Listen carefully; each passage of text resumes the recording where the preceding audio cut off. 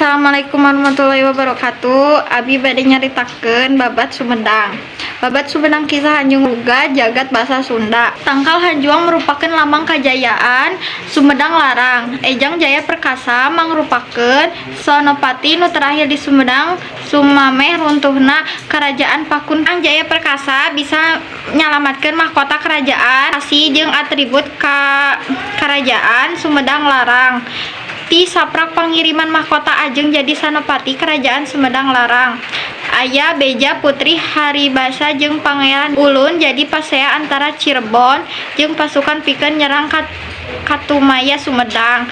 Sanajan kitu pasukan Cirebon gagal sabab dicegat ku pasukan Sumedang larang anu dipimpin ku Sunopati Eyang Jaya Perkasa. Kaceritakeun samemehna Eyang Jaya Perkasa rek nyang hareupan pasukan Cirebon ajeuna melak tangkal Hanjuang di Kutamaya tuluy dititipkeun beja.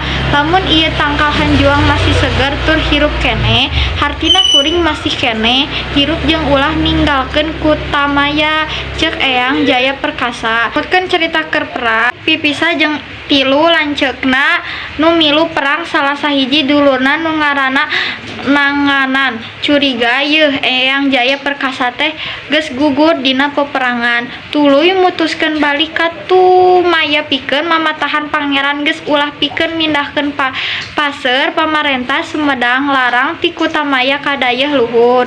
Mintangkeun pertahanan anu pohara strategis seserahan wewengkon Sindangkasih Majalengka Minang pangmayaran talak ka Raja Cirebon serta nikahna putra Hasibaya jeung Pangeran Geusan Ulun Kusi ngadamaikeun pacekcok antara Cirebon Senopati Eyang Jaya Perkasa mulai ti medan perang manggihan Kutamaya teh geus ditinggalkeun tangtu wae anjeunna kaduhung kana dina daya luhur anjeunna maehan Nanganan dulurna kusabab kasalahanana. Kacaritakeun ku cewana Eyang Jaya Perkasa anu sabenerna nyaeta ngaharepkeun pikeun mulangkeun kaagungan jeung kamuliaan Karajaan Pakuan Pangjajaran Kaliwatan Kerajaan Sumedang larang geus gagal.